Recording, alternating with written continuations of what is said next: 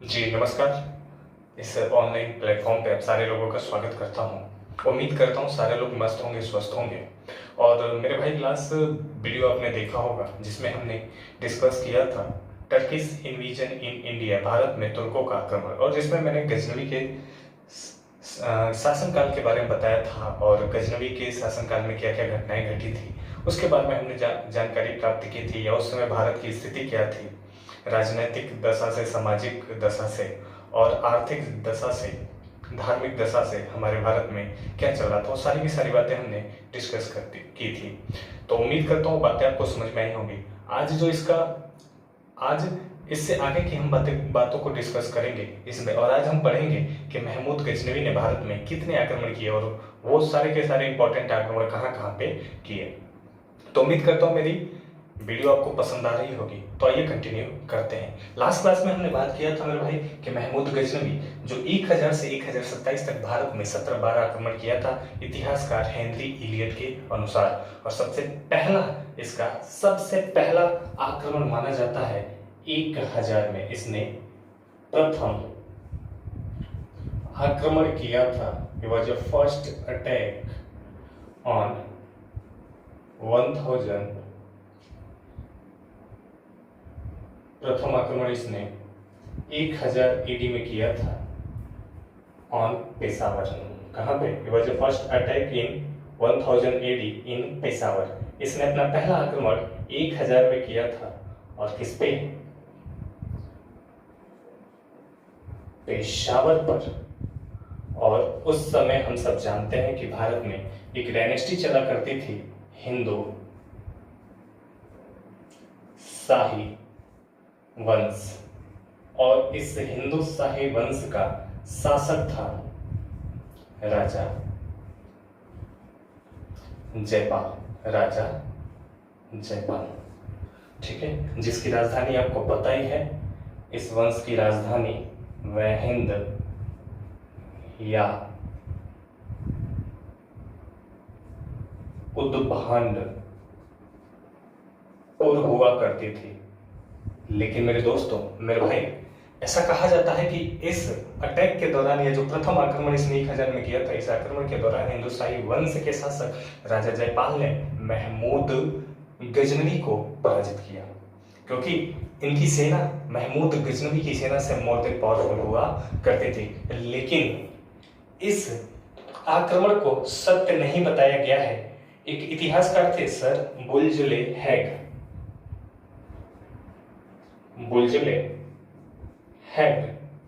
जो एक इतिहासकार हुए, इन्होंने इसकी सत्यता पर संदेह प्रकट किया है। ठीक है, संदेह प्रकट किया है। और इनके समकालीन जो भी राइटर हुए, जो भी इतिहासकार हुए, इन्होंने इस आक्रमण पे संदेह प्रकट किया है। लेकिन आपके एग्जामिनेशन में क्वेश्चन पूछता है कि महमूद गजनवी का भारत में सबसे पहला आक्रमण कौन सा था, तो आपको आंसर करना है 1000 में। और किस पे था? तो हिंदुशाही वंश के राजा जयपाल पे। ठीक है, लेकिन इस आक्रमण का कोई रिजल्ट नहीं निकला। इसके बाद जैसा कि अगले ही साल 1001 में इसने पुनः जयपाल पर आक्रमण किया और गजनवी डिफीटेड जयपाल। महमूद गजनवी ने जयपाल को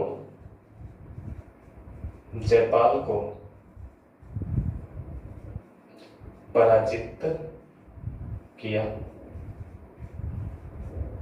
ठीक है, और इस आक्रमण के दौरान महमूद गजनवी ने जयपाल को पराजित किया और इसकी राजधानी वह हिंद पे या उद्भांडपुर पे कब्जा कर लिया। लेकिन ऐसा कहा जाता है कि जयपाल को इसने मारा नहीं, और जयपाल से लगभग 2.5 लाख दिनार लेके, ऐसा कहा जाता है कि जयपाल से लगभग 2.5 लाख दिनार लेके जयपाल को इसने मुक्त कर दिया। और ये लूटपाट करके वह हिंद से वापस गजनी लौट गया। लेकिन इस अपमान को सहन नहीं कर पाया जयपाल, और जयपाल ने आत्महत्या कर ली। और जब जयपाल आत्महत्या कर लिया तो इसके मरने के बाद इस वंश का अगला शासक बना Anandpal. And who was Anandpal?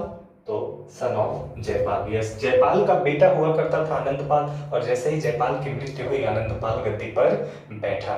ठीक है मेरे भाई।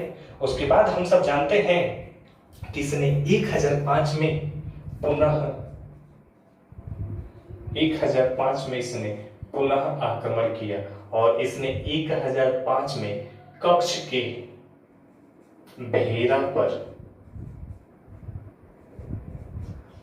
आक्रमण किया। ठीक है, इसने कक्ष के बहेरा पर आक्रमण किया, जहां का शासक बजरा हुआ करता था। ठीक है ना, और कक्ष के बहेरा पर आक्रमण किया, यहाँ का शासक बजरा हुआ करता था। बजरा, ठीक है, कक्ष का शासक बजरा हुआ करता था। और ऐसा कहा जाता है कि जब ये जयपाल पे आक्रमण करने आया था तो इसने बजरा से सैन्य सहायता मांगी थी जयपाल के विरुद्ध, लेकिन बजरा ने सैन्य सहायता देने से मना कर दिया। और जब बजरा ने सैन्य सहायता देने से मना कर दिया तो इसने बजरा पर आक्रमण किया। लेकिन मेरे भाई, लेकिन इस आक्रमण के दौरान बजरा पराजित हुआ, यानी महमूद गजनवी ने बजरा को पराजित किया, और बजरा बहुत लंबे समय तक युद्ध में टिक नहीं पाया, और अंततः बजरा इस युद्ध से, रणभूमि से भाग गया। और जब रणभूमि से भाग गया तो ऐसा कहा जाता है कि महमूद गजनवी ने लाखों हिंदुओं का नरसंहार किया, और जीवित केवल वही रहे, या केवल उन्हीं को जीवित छोड़ा जिन्होंने इस्लाम कबूल कर लिया। लाखों हिंदुओं को मरवा दिया और केवल उन्हीं को छोड़ा जिन्होंने इस्लाम कबूल किया। ठीक है ना, केवल वही जीवित रहे जिन्होंने इस्लाम को एडॉप्ट किया, क्योंकि हम सब जानते हैं कि भारत में इनके आने का एक और उद्देश्य था, इस्लाम धर्म का प्रचार करना। तो मैंने जैसा कि बताया, कक्ष के बहेरा पर आक्रमण किया, वहां के शासक बजरा हुआ करता था, बजरा को पराजित किया और लाखों नरसंहार किए, केवल वही व्यक्ति जीवित रहे जिन्होंने इस्लाम धर्म को स्वीकार किया। इसके बाद मेरे दोस्तों 1006 में महमूद गजनवी ने पुनः आक्रमण किया, और इस बार इसने मुल्तान पर आक्रमण किया। ठीक है, आक्रमण किया, और उस समय मुल्तान में करमाथी जात के मुसलमान हुआ करते थे। ठीक है ना, करमाथी जात के मुसलमान हुआ करते थे, जो शिया संप्रदाय को माना करते थे, यानी एशिया वंश के हुआ करते थे और एशिया समुदाय को माना करते थे, और इन्हीं करमाथी जात के मुसलमानों पर इसने आक्रमण किया। और हम सब जानते हैं कि इनका शासक करमाथियों का शासक अब्दुल फतह दाऊद हुआ करता था। ठीक है, अब्दुल फतह दाऊद हुआ करता था। ऐसा कहा जाता है जब मुल्तान पे इसने आक्रमण किया करमाथी जात के मुसलमानों पे, तो अब्दुल फतह दाऊद ने आनंदपाल के पास संदेश भिजवाया। अब्दुल फतह दाऊद ने आनंदपाल से सैन्य सहायता मांगी, सैन्य सहायता ली, और आनंदपाल ने भेरा के पास गजनवी को रोका। ठीक है, गजनवी को रोका। आनंदपाल ने भेरा के पास गजनवी को रोका, लेकिन लंबे समय तक गजनवी की सेना के सामने टिक नहीं पाया, और अंततः आनंदपाल की हार हुई, यानी आनंदपाल को पराजित किया। और आनंदपाल को पराजित करने के बाद मेरे भाई आनंदपाल का ही एक पुत्र हुआ करता था, सुखपाल। यहां तक उम्मीद करता हूं आपको दिख रहा होगा। ठीक है, या मैं इधर लिख देता हूं। ठीक है, यहीं पे आनंदपाल का एक पुत्र हुआ करता था, सुखपाल, और इसी आक्रमण के दौरान सुखपाल ने धर्म परिवर्तन कर इस्लाम स्वीकार कर लिया। और आनंदपाल को पराजित करने के बाद ये सुखपाल की मदद से अब्दुल फतेह दाऊद को पराजित किया, और अब्दुल फतेह दाऊद ने आत्मसमर्पण किया। इसके बाद जैसा कि सुखपाल ने इस्लाम कबूल कर लिया, इसने मुल्तान का गवर्नर ही नियुक्त कर दिया। किसको? सुखपाल को। ठीक है। और सुखपाल कौन था? आनंदपाल का पुत्र हुआ करता था। इसके बाद ये गजनी वापस लौट गया, ठीक है। उसके बाद हम सब जानते हैं कि इसने वापस गजनी से आया और 1008 में इसने अगला आक्रमण किया आनंदपाल पे। इसके बाद इसने 1008 में इसने आनंदपाल पर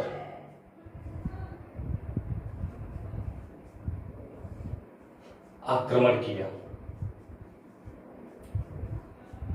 ठीक है। आनंदपाल पर आक्रमण किया। 1008 में इसने आनंदपाल पर आक्रमण किया और ऐसा कहा जाता है कि आनंदपाल ने उज्जैन के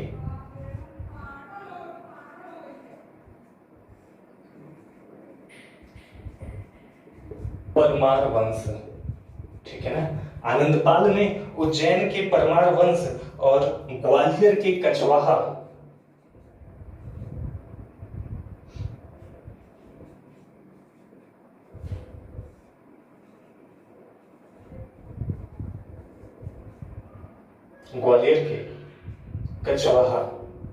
ठीक है।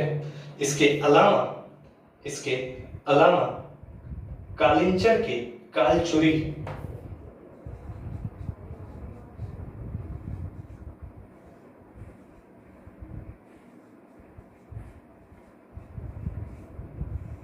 और कन्नौज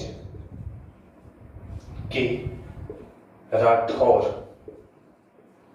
इसके अलावा दिल्ली, उम्मीद करता हूं यहां तक दिख रहा होगा, और अजमेर के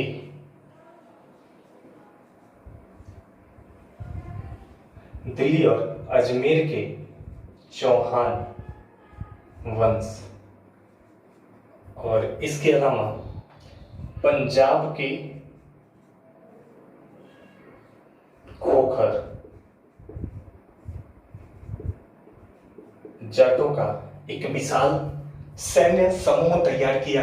कहने का मतलब जब आनंदपाल पे आक्रमण किया तो आनंदपाल ने उज्जैन के परमार वंश, ग्वालियर के कछवाहा वंश, कालिंचर के कालचुरी वंश और कन्नौज के राठौर और दिल्ली अजमेर में चौहान डायनेस्टी चला करती थी, दिल्ली अजमेर के चौहान वंश और पंजाब के खोखर जाटों का सहारा लिया और इनकी एक विशाल सेना तैयार की। और इतिहासकार डॉक्टर ईश्वरी प्रसाद लिखते हैं मेरे दोस्तों, ईश्वरी प्रसाद के अनुसार, डॉक्टर ईश्वरी प्रसाद के अनुसार लगभग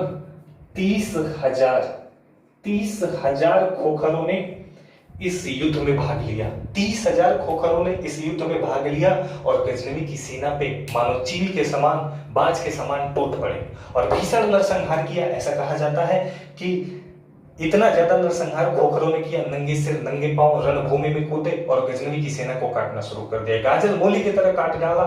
लेकिन मेरे भाई दुर्भाग्यपूर्ण तरीके से आनंदपाल हाथी पर चढ़ के युद्ध कर रहा था और गजनवी की सेना में से एक सैनिक ने अग्निबाण का प्रयोग किया और वो अग्निबाण गलती से आनंदपाल के हाथी की तरफ जा गिरा। और जब आनंदपाल के हाथी की तरफ अग्निबाण जाके लगा तो आनंदपाल की हाथी बिदक गई और बिदकने के बाद रणभूमि से भाग गई। और जब रणभूमि से भाग गई तो हम सब जानते हैं इसके सेना में अफरा तफरी मच गई और सेना भी रणभूमि छोड़ के भाग गई। और इस तरह से एक जीतता हुआ युद्ध आनंदपाल मोहम्मद गजनवी के सामने हार गया और आनंदपाल को इसने पराजित किया। और आनंदपाल को पराजित करने के बाद इसने भारी लूट की, ठीक है मेरे भाई। इसके बाद इसने अगला आक्रमण किया 1009 में। अगला आक्रमण इसका माना जाता है 1009 में और ये हिमाचल के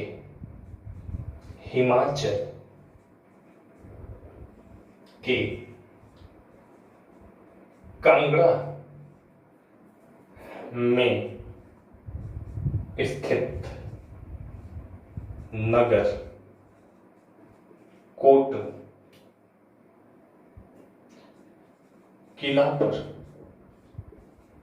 किया, नगर कोट किला पर किया। और ऐसा कहा जाता है इस नगरकोट किले में हिंदुओं का अपार अपार धन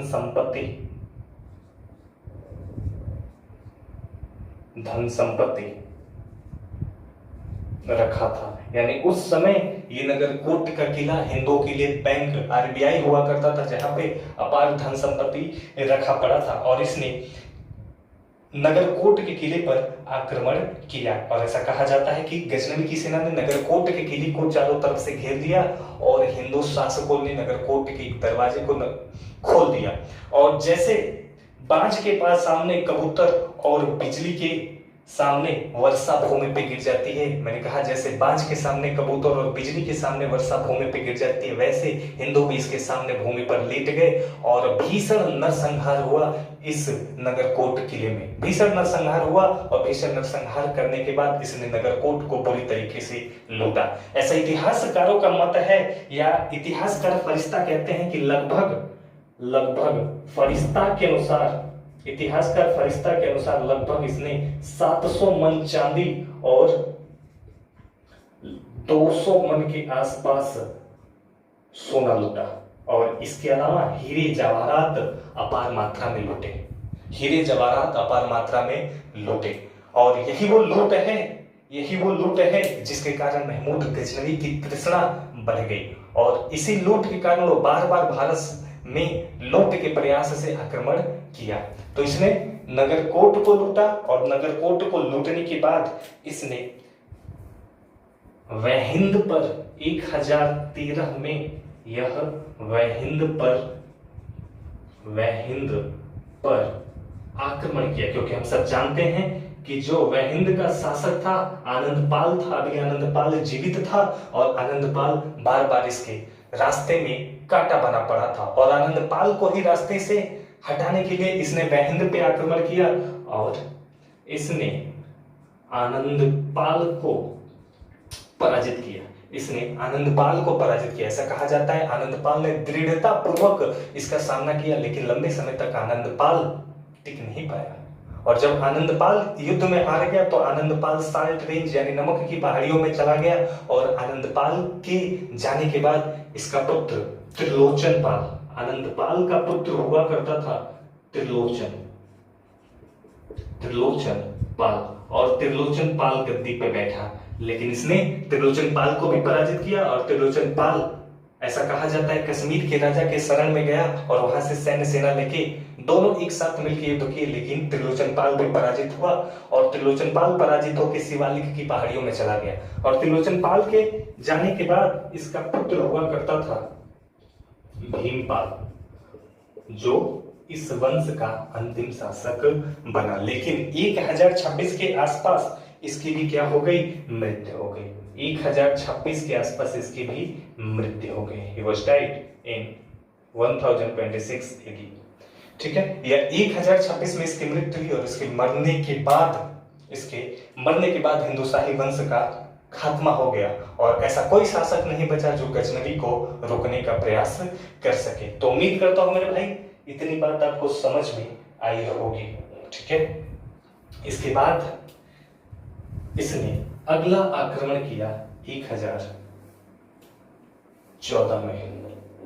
इसका अगला आक्रमण माना जाता है 1014 में। ठीक है, समझ में आ रहा है ना? 1014 में। और इसने हरियाणा के थानेश्वर में स्थित चक्रस्वामी मंदिर पर किया। और ऐसा कहा जाता है कि इसने चक्रस्वामी मंदिर से चक्रस्वामी यानी भगवान कृष्ण की मूर्ति को निकाला और चौराहे पे फेंकवा दिया और अपने घुड़सवारों से कहा कि तुम अपने घोड़े पे चढ़ के आओ और इस मूर्ति को इतनी बुरी तरीके से रौतो कि इस मूर्ति की दुर्दशा को देख के भारत में कोई भी बुद्ध परस्ती करने की जरूरत ना कर सके। क्योंकि हम सब जानते हैं कि इनका आने का उद्देश्य एक और था, इस्लाम धर्म का प्रचार करना। और हरियाणा के थानेसर से चक्रस्वामी मंदिर को भी लूटा और चक्रस्वामी मंदिर को लूटने के बाद मेरे भाई यह गजनी चला गया, यह गजनी चला गया। उसके बाद 1018 में यह गजनी से पुनः प्रस्थान किया और मार्ग में आते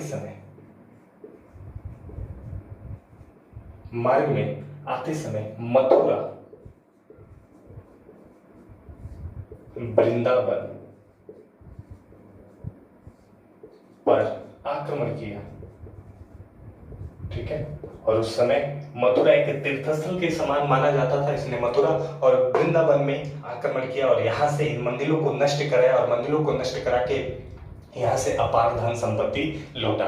और इसी साल मथुरा वृंदावन पे आक्रमण करने के बाद, यानी मथुरा वृंदावन को लूटने के बाद यह कन्नौज की तरफ बढ़ा और इसी साल मथुरा वृंदावन को लूटने के बाद यह कन्नौज पर आक्रमण किया और उस समय कन्नौज में गुर्जर प्रतिहार वंश चल रहा था और गुर्जर प्रतिहार वंश का शासक हुआ करता था राज्यपाल। और ऐसा कहा जाता है कि राज्यपाल ने बिना रोके आत्मसमर्पण कर दिया और कन्नौज उस समय उत्तर भारत की एक समृद्ध राजधानी मानी जाती थी और कन्नौज को इसने जमकर लूटा। और कन्नौज को लूटने के बाद यह यहाँ से वापस चला गया। कन्नौज को लूटने के बाद यह यहाँ से वापस चला गया। ठीक है, उसके बाद 1020 से 1021 के बीच अगला इसका आक्रमण माना जाता है मेरे दोस्तों। 1020 से 1021 के बीच कालिंजर के चंदेल शासक राजा गौंड या ये इतिहास में विद्या के प्रेमी थे तो विद्याधर के नाम से, ठीक है, जाने जाते हैं। जो चंदेल के शासक हुआ करते थे राजा गौंड और इन्होंने राजा गौंड पे इसने आक्रमण किया। ऐसा क्या हुआ था राजा गौंड पे आक्रमण करने के पीछे कारण क्या था? तो ऐसा कहा जाता है कि राजा गौंड ने ग्वालियर के शासक के साथ मिलकर गुर्जर प्रतिहार वंश के राजा जयपाल की हत्या कर दी थी। क्योंकि राजा गौंड ने इसका विरोध किया और राजा गौंड ने इसलिए राज्यपाल का विरोध किया क्योंकि राज्यपाल ने बिना युद्ध लड़े गजनवी के सामने आत्मसमर्पण कर दिया था, जिसके कारण राजा गौंड ने गुर्जर प्रतिहार वंश पे चढ़ाई किया और राज्यपाल की हत्या कर दी। जब ये समाचार गजनवी को प्राप्त हुआ तो गजनवी ने राजा गौंड को दंड देने के लिए इन पे आक्रमण किया। ऐसा कहा जाता है कि राजा गौंड ने इसकी सेना का मुकाबला किया लेकिन लंबे समय तक यह टिक नहीं पाए क्योंकि गजनवी की विशाल सेना को देख के यह रण क्षेत्र से फरार हो गए और गजनवी ने कालिंजर के किले को भी बुरी तरीके से लूटा। यहाँ से भी अपार धन संपत्ति लूट के ये अपने साथ गजनी ले गया। तो उम्मीद करता हूँ इतनी बात आपको बहुत अच्छे तरीके से समझ में आई होगी। ठीक है, उसके बाद मेरे दोस्त सबसे इंपॉर्टेंट और महत्वपूर्ण आक्रमण इसका माना जाता है 1025 में, जो 16वां आक्रमण माना जाता है गुजरात के सोमनाथ मंदिर पे। तो इसने अपना 16वां आक्रमण किया 1025 में। कहां पे? गुजरात के सोमनाथ मंदिर पे। और ऐसा कहा जाता है, आप सब जानते हैं कि ये गुजरात के काठियावाड़ में स्थित है और इसकी राजधानी हुआ करती थी अनहिलवाड़ा। और उस समय यहाँ पे चालुक्य वंश चला करता था और इस चालुक्य वंश का शासक हुआ करता था भीम प्रथम। ठीक है, भीम प्रथम। और जो ये मंदिर था यह चकमक पत्थर से निर्मित था। ऐसा कहा जाता है कि जब महमूद गजनवी की सेना अनहिलवाड़ पहुंची तो भीम प्रथम अपने सहयोगियों के साथ राज्य छोड़ के भाग गया और महमूद गजनवी ने सोमनाथ मंदिर पर अटैक कर दिया।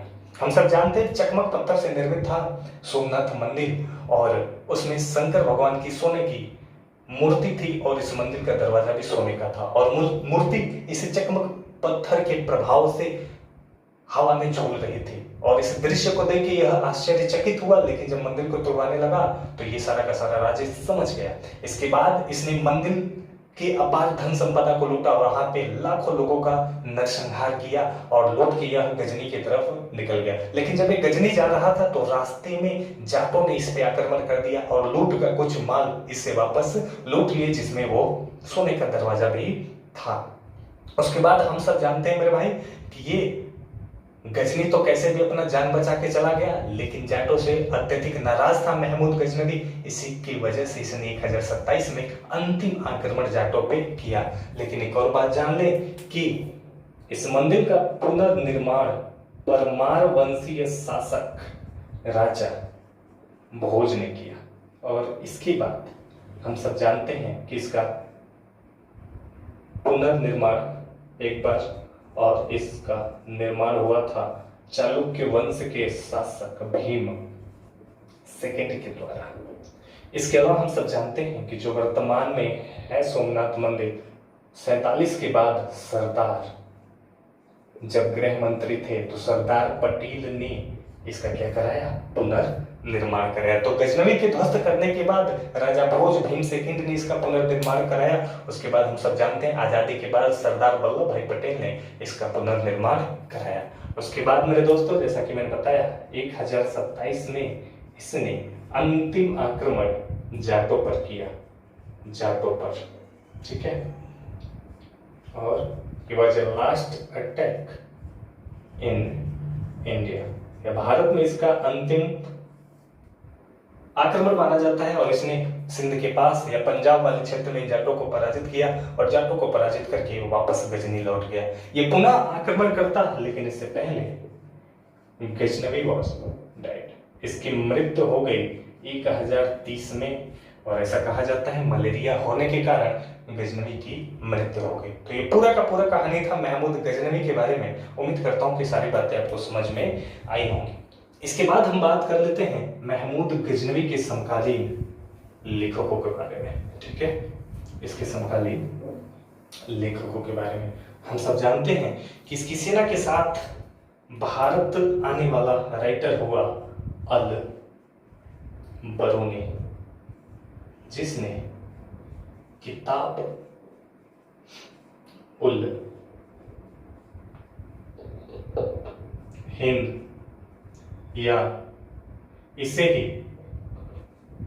तहकीक हिंद कहा जाता है, जिसने किताब उल हिंद या तहकीक हिंद नामक पुस्तक लिखी। इसके अलावा हम सब जानते हैं कि यह पुराणों का अध्ययन करने वाला प्रथम मुस्लिम था, ठीक है। इसके अलावा ये सबसे ज्यादा प्रभावित हुआ था भगवत गीता से, ठीक है ना। तो सबसे ज्यादा प्रभावित हुआ था ये भगवत गीता से, ठीक है। इसके अलावा याद रखेंगे कि इसका जन्म ख्वाजी रम में स्थित रीवा प्रदेश में हुआ था। रीवा प्रदेश में इसका जन्म हुआ था, ठीक है ना। इसके अलावा अब याद रखेंगे कि इसने जो ये पुस्तक थी किस भाषा में था मेरे दोस्त, तो अरबी भाषा में, ठीक है। तो ये एक इंपॉर्टेंट कवि था, लेखक था, इतिहासकार था अल बरूनी, जिसने किताब उल हिंद अरबी भाषा में लिखा। पुराणों का अध्ययन करने वाला पहला मुस्लिम शासक हुआ। इसके अलावा मैंने बताया कि ख्वारिजम है ना, ख्वारिजम के रीवा प्रदेश में इसका जन्म हुआ था। ठीक है ना। और ये है कहाँ पे, तो ये ईरान में है मेरे भाई, ठीक है ना, कंफ्यूज बिल्कुल नहीं होना, ये ईरान में है। तो ईरान में इसका जन्म हुआ था। उसके बाद ये इस पुराणों का अध्ययन करने वाला प्रथम मुसलमान था, और ये सबसे ज्यादा प्रभावित हुआ था किससे, भगवत गीता से। इसके बाद दूसरा जो इंपॉर्टेंट है, याद रखेंगे, फिर दौसी, जो इसका दरबारी कवि था, जो इसका दरबारी कवि था। लेकिन याद रखेंगे, फिरदौसी भारत में आया नहीं था, ठीक है ना, भारत में आया नहीं था। और इसे पूर्व का होमर, पूर्व का होमर कहा जाता है। होमर का मतलब होता है ज्ञाता, पूर्व का होमर कहा जाता है, ठीक है, मतलब पूर्व का ज्ञाता, पूर्व का ज्ञाता कहा जाता है। ये भारत में नहीं आया था, और इसने ही फारसी, ठीक है ना, भाषा में या फारसी भाषा की नींव डाली थी, या फारसी भाषा में लिखने का कार्य शुरू किया था अपनी पुस्तक शाहनामा से, ठीक है ना। इसने फारसी भाषा की नींव डाली अपनी पुस्तक शाहनामा से, अपनी पुस्तक शाहनामा से। तो ये एक और इम्पोर्टेंट राइटर रहा इसकी समकालीन। और आप सब जानते हैं कि शाहनामा को ही अफगानिस्तान का महाभारत कहा जाता है। कहाँ का, अफगानिस्तान का, ठीक है, अफगानिस्तान का शाहनामा को महाभारत कहा जाता है, ठीक है। इसके बाद हुआ उत्तवी, उत्तवी जिसने किताब उल यामिनी लिखा, किताब उल यामिनी लिखा, ठीक है। इसके बाद और एक व्यक्ति को याद रखेंगे, वैहाकी, जो इसके पिता की जीवनी तारीख ए सुबुक्त गीन लिखा था, तारीख ए सुबुक्त गीन लिखा था, जो सुबुक्तगीन यानी महमूद गजनवी के पिता की जीवनी थी। तो ये सारे के सारे इंपॉर्टेंट राइटर हुए, लेखक हुए, इतिहासकार हुए महमूद गजनवी के शासनकाल में, जिन्होंने अपनी पुस्तकों के माध्यम से उसके शासनकाल और भारत में उसके आक्रमणों का वर्णन किया था। उम्मीद करता हूँ मेरे दोस्त कि ये वीडियो आपको पसंद आएगी, और जो भी मैंने पढ़ाया वो बातें आपको समझ में आ रही होंगी। इसके अलावा आपसे गुजारिश है कि वीडियो को ज्यादा से ज्यादा शेयर करें, लाइक करें, ठीक है, और आप सब्सक्राइब कर लें मेरे चैनल को, क्योंकि हम कंटिन्यू करेंगे इस पे। और जैसा कि मैंने बताया आपसे, ये सारा का सारा जो भी हिस्ट्री का कंटेंट है, जो भी हिस्ट्री का सिलेबस है, मैं इस प्लेटफॉर्म पे आपसे डिस्कस करूंगा, डील करूंगा, और चैप्टर वाइज जैसा कि मैं पढ़ा रहा हूँ चैप्टर वाइज ही चलेगा, ठीक है। तो उम्मीद करता हूँ मेरे दोस्त आपको बातें बहुत अच्छे तरीके से समझ में आ रही होगी। बाकी कोई दिक्कत होती है तो आप मुझे कांटेक्ट कर सकते हैं, ठीक है, और आप मुझे कमेंट बॉक्स में भी कमेंट करके बता सकते हैं कि क्या प्रॉब्लम्स आ रही है। और जैसा कि काफी लोगों की डिमांड है कि यूपी के शुरू किया जाए, तो मेरे भाई जल्द ही कुछ और लोग जुड़ जाएं चैनल में, तो मैं उत्तर प्रदेश इतिहास शुरू करूंगा, जिसमें मैंने सारे के सारे उत्तर प्रदेश के जो भी नेपाल के अलावा जो भी उत्तर प्रदेश से ईसाई की भर्ती आ रही है, या आपने जो फॉर्म भरा होगा जेलवाड़ का, ठीक है, उसकी भी जो भर्ती आएगी, जो एग्जाम होने वाले हैं, उन सारे एग्जामिनेशंस को टारगेट करके वो चीजें मैं आपको पढ़ाऊंगा। तो आज के लिए इतना ही, फिर अगले वीडियो में आपसे मिलते हैं अगले शासक को लेके। धन्यवाद मेरे भाई, इसको देखा करें और अपने नोट खुद बनाया करें, बाकी मैं आपको पीडीएफ प्रोवाइड करा दूंगा। तो आज के लिए इतना ही, मिलते हैं अगली क्लास में। Thank you so much.